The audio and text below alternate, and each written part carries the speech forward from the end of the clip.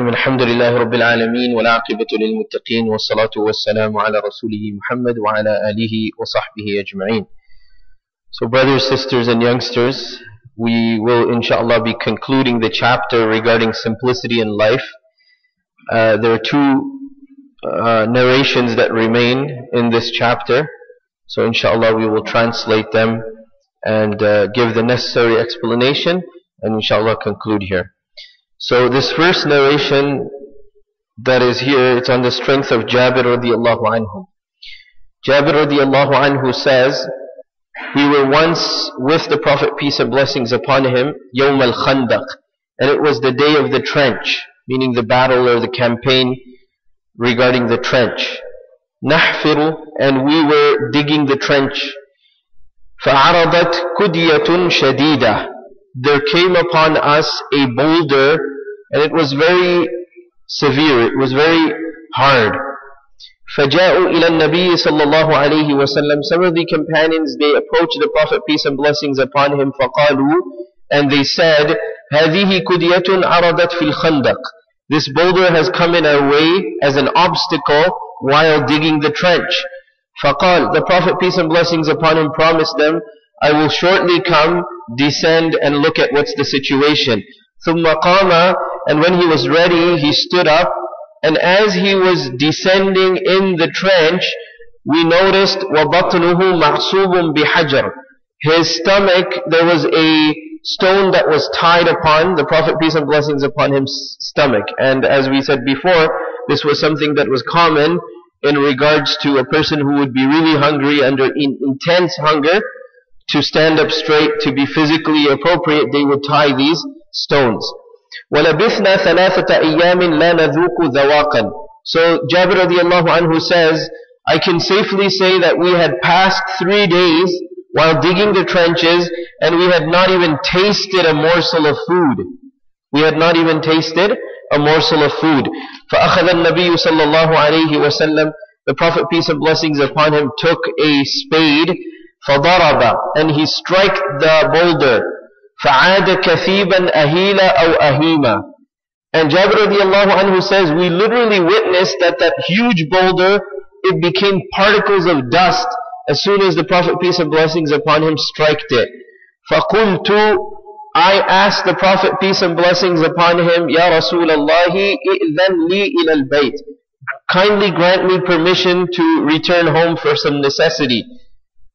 The Prophet, peace and blessings upon him, granted permission, and the companion Jabir says, radiallahu anh, I approached my wife, and I told her, رَأَيْتُ بِالنَّبِيِّ صَلَّى اللَّهُ عَلَيْهِ وَسَلَّمَ شَيْئًا مَا فِي ذَلِكَ صَبْرٌ.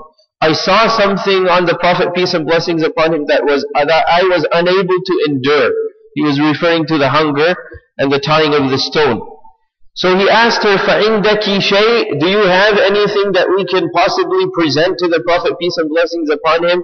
فَقَالَتْ, she responded by saying, عِنْدِي شَعِيرٌ وَعَنَاقٌ, I have with me some barley, and I have with me this lamb. So Jabir radiallahu anhu, he says, فَذَبَحْتُ الْعَنَاقِ, I personally slaughtered the lamb, وَطَحَنْتُ الشَّعِيرِ, and I grounded the barley. حَتَّى جَعَلْنَا اللَّحْمِ فِي الْبُرْمَةِ, to the extent where now we were ready to prepare the meal, and we placed the meat into the cooking pot. ثُمَّ جِئْتُ النَّبِيَّ صَلَّى اللَّهُ عَلَيْهِ وَسَلَّمَ, I went to the Prophet, peace and blessings upon him, and as I was leaving from home, I noticed that even the flour, it was now kneaded, it was ready to be prepared for the khubz, for the bread.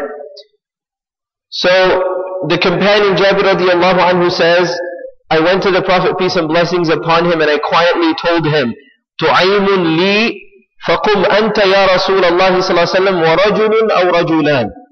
He said, O Prophet of Allah, I have a little food with me at home, and I'm asking you, O Prophet of Allah, you come with me. If you really want to bring someone with you, bring a man or 2 men. رَجُلٌ أَوْ رَجُلَانِ, a man or 2 men. قَالَ كَمْ هُوَ, the Prophet, peace and blessings upon him, asked, how much did you say? How many people can come? فَذَكَرْتُ لَهُ. So Jabir radiallahu anhu said, I repeated myself and I told him, a man or 2 men. The Prophet, peace and blessings upon him, then said, كَثِيرٌ طَيِّبًا. To have plenty, to have more, is pleasant. It's more appropriate. And as soon as he said this, he told Jabir radiallahu anhu that you surpass us, you go head towards home, and instruct your wife, قُلْ لَهَا لَا تَنْزِعِ الْبُرْمَةَ وَلَا الْخُبْزَ مِنَ التَّنُّورِ. Do not remove the pot, the cooking pot from the stove, and do not take out the bread from the oven.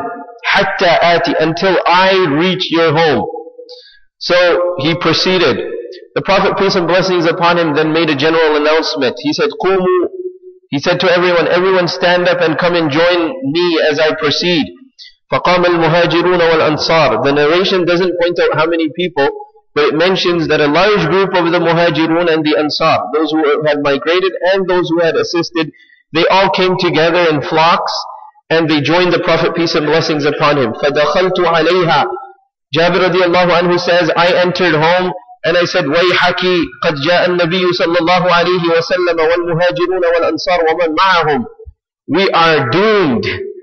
The Prophet, peace and blessings upon him, has arrived. The Muhajirun are here, the Ansar are here, and I could see many other people. وَمَنْ مَعَهُمْ. Many other people that are along with them. قَالَتْ هَلْ سَأَلَكَ. She then, the wife, she asked the question, did the Prophet, peace and blessings upon him, ask you anything? So I said, Naam, he did ask me, and he emphasized a couple of times, and he said, كَثِيرٌ طَيِّب. To have plenty is more. So she said, there's nothing to worry. If the Prophet ﷺ asked you, and he asked a couple of times, there's nothing really to worry about. Today's Women's Day, or they're saying some Women's Rights Day, these are women that should be applauded, who have firm belief in Allah subhanahu wa ta'ala. So she said, there's nothing to worry.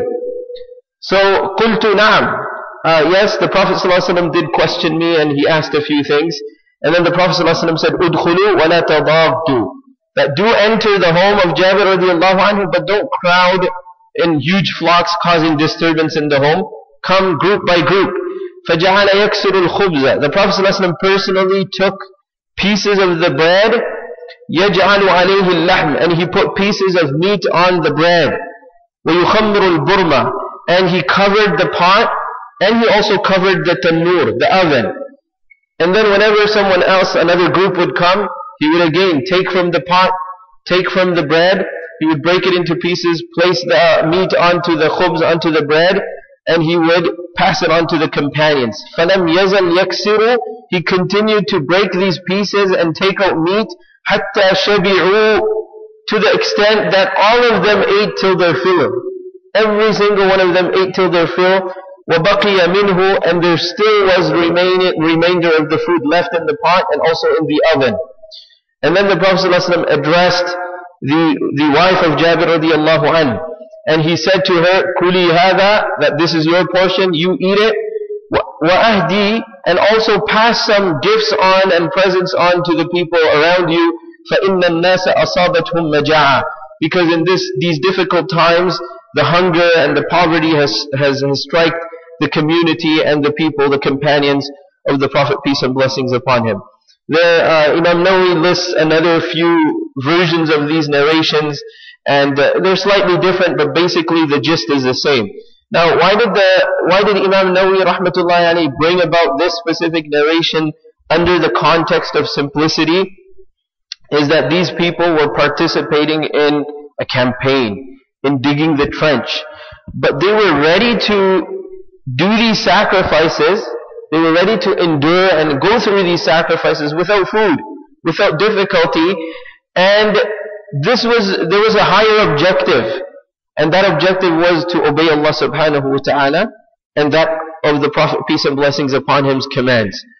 And another thing that is mentioned here in the commentary is that the Prophet, peace and blessings upon him, despite being the leader, he participated in the activities of the common people. He didn't make himself distinct. He didn't make himself special. Rather, he participated in the common activities that he had instructed the companions to engage in. So when the companions were suffering 3 days without any food, the Prophet, peace and blessings upon him, also was suffering 3 days without any food. And when the companions were digging, he had allocated, when we go into the details of Ahzab and the battle of the trench, the Prophet, peace and blessings upon him, had appointed different teams. For every team there was a captain. And the Prophet, peace and blessings upon him, made these groups, and he allocated a certain portion of the land to be dug as the trench. So the Prophet, peace and blessings upon him, also put himself into one of those groups. And this is why when one of the other groups had faced the obstacle of the boulder, they had to come from there and approach the Prophet, peace and blessings upon him. The Prophet ﷺ did what he was doing. He completed his task, and then he came to see the situation where these people had been affected by the boulder. Another point that some of the commentators have pointed out here is that these companions, they were able to go through these difficulties without complaining.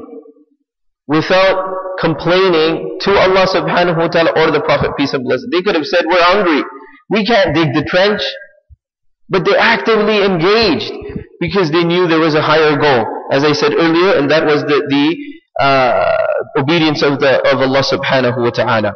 Another pointer is that this was a mu'jiza of the Prophet, peace and blessings upon him. It was a miracle that the Prophet, peace and blessings upon him, he, through his prayers, through his connection with Allah subhanahu wa ta'ala, he initiated the process of so much barakah coming from Allah subhanahu wa ta'ala in little.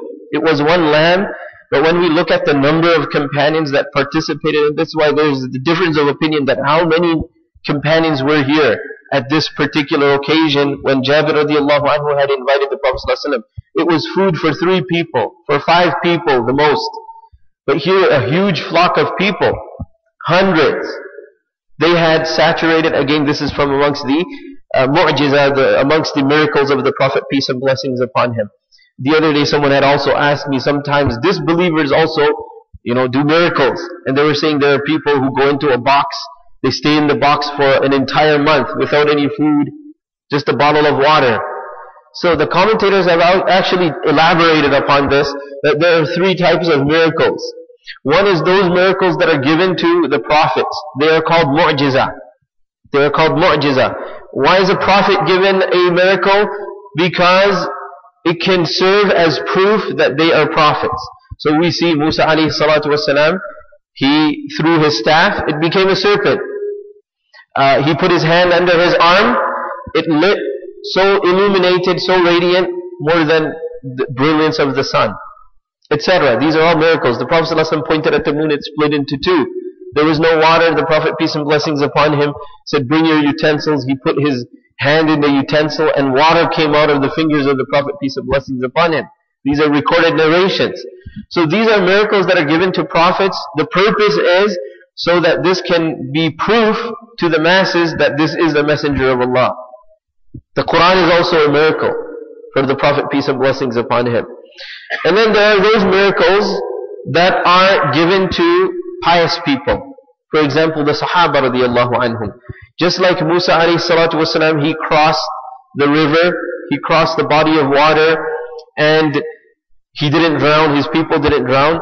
There are recordings in the reports of the history of the companions that this also happened to a group of the companions. They were able to cross the waters without drowning, without having ships. They crossed by walking in the waters. So this is also a miracle. But it's not to substantiate prophethood. Sahaba radiallahu anhum are not prophets. Rather, it's simply a blessing of God to the pious. And it's called karama. When it's with a pious person, it's called a karama. And if a miracle is given to a disbeliever, then it's called istidraj. Istidraj means, it's derived from the word which means to delay. Basically, a disbeliever is given a bounty or a blessing. And that blessing should wake this person up that I'm disbelieving in God, yet Allah gives me a blessing and a bounty. I should really turn away from kufr and disbelief and turn to Allah subhanahu wa ta'ala. So it's a respite, it's a delay. If this person doesn't take the lesson, then this miracle that is blessed to the disbeliever will become a means of further punishment in the hereafter. So generally the scholars of Aqidah say there are 3 types of miracles: the mu'jiza, the karama, and the istidraj. The mu'jiza is for the prophets to substantiate prophethood, the karama is to be given as a blessing, a favor from Allah subhanahu wa ta'ala to a pious person. And if it's to a disbeliever, then it's istidraj, it's a respite, it's a delay. Allah speaks about some of the previous nations.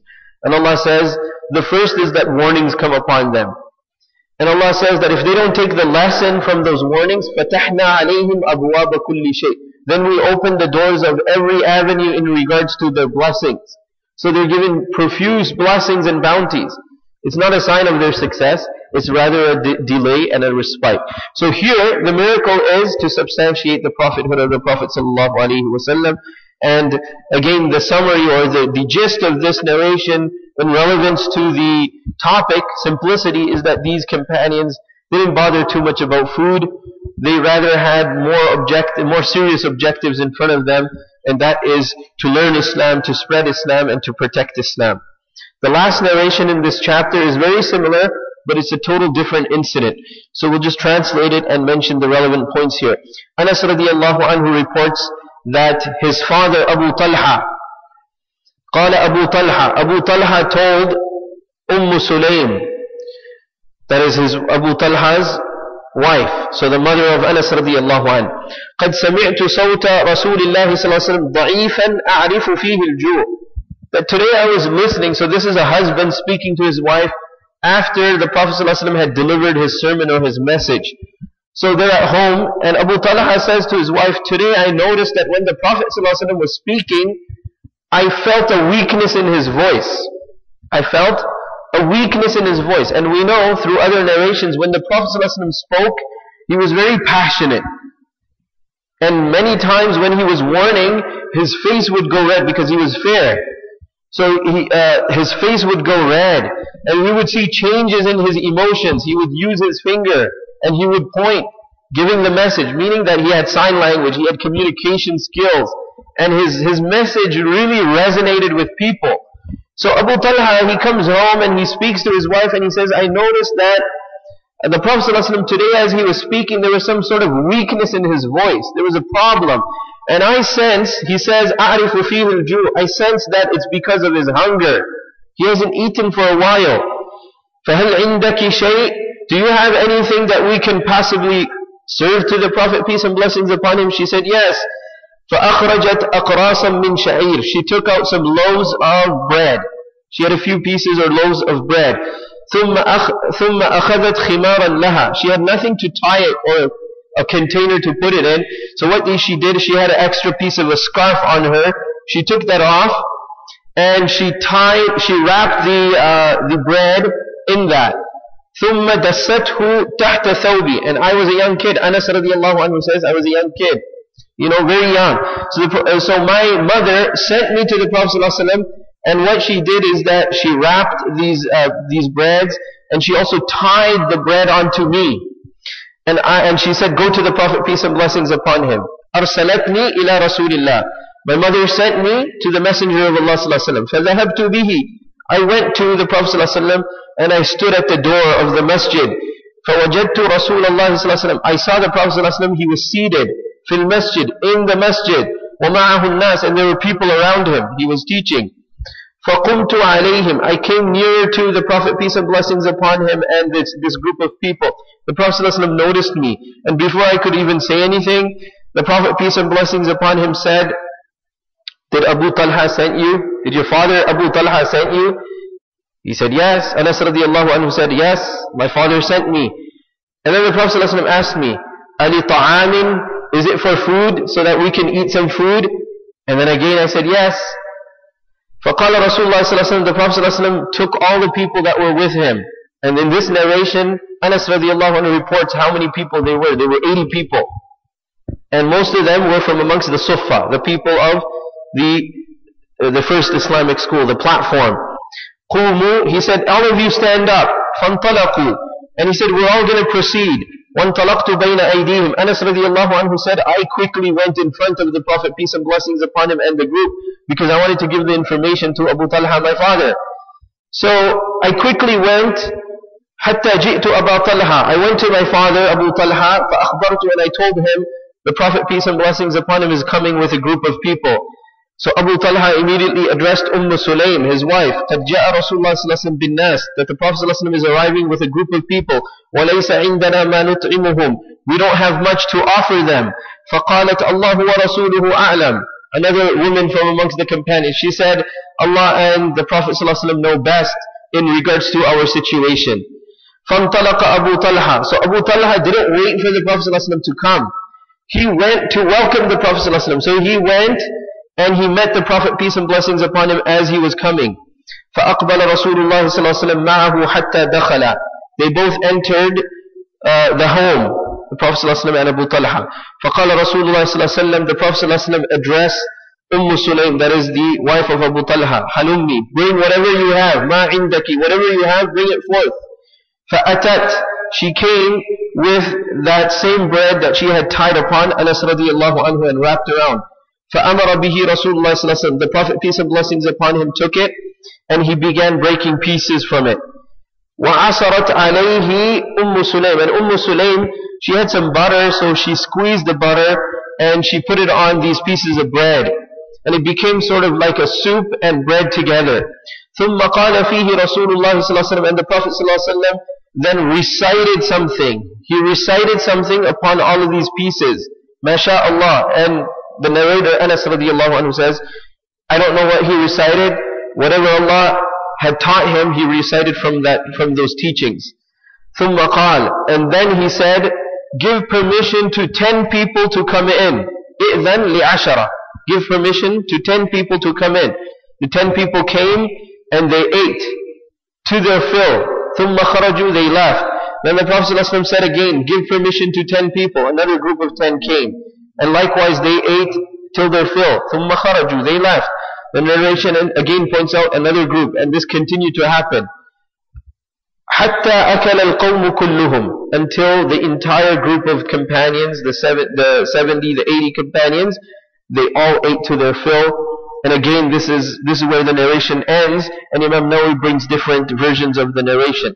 So it's the same idea here, that these are serious companions who were learning from the Prophet ﷺ. The Prophet ﷺ himself was hungry, and it was noticed. Now some of the commentators of both of these narrations, they point out that Abu Talha noticed the weakness in the Prophet ﷺ's voice. And in the other narration, Jabir radiallahu anhu noticed the stone on the stomach of the Prophet, peace and blessings upon him. And they both recognized the need, and they move forward to respond to the need.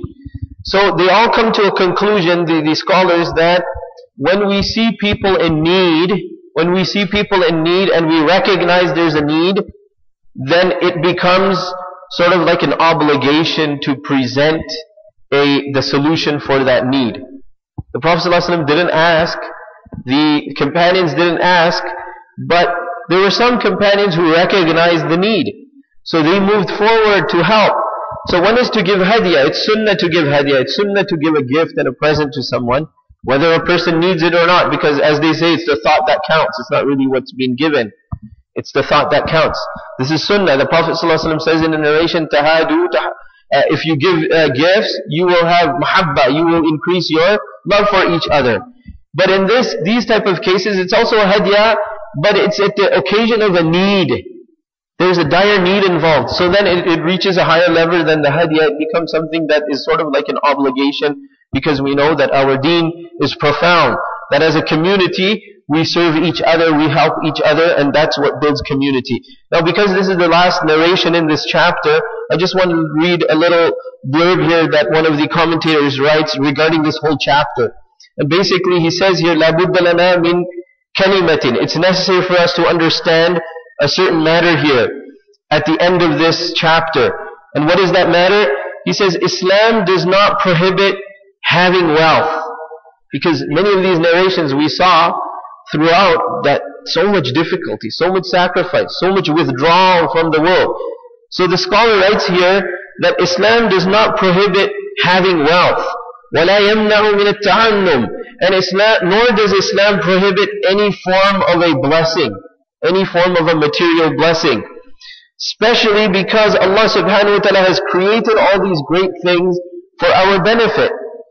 But then he says the reality of the matter is that if we engage to the extent where we begin wasting, al-israf, we begin wasting, or takathur, or we begin competing with each other and having more, or we engage so much that we forget our objective and our destination, على الآخرة والتزود لها. That is our destination in the hereafter and the preparation for it. Then it becomes detestable. Then it becomes wrongful, and then he says here, in summary, basically what he's saying is, al-i'tidal. We need to have balance. We need to have balance.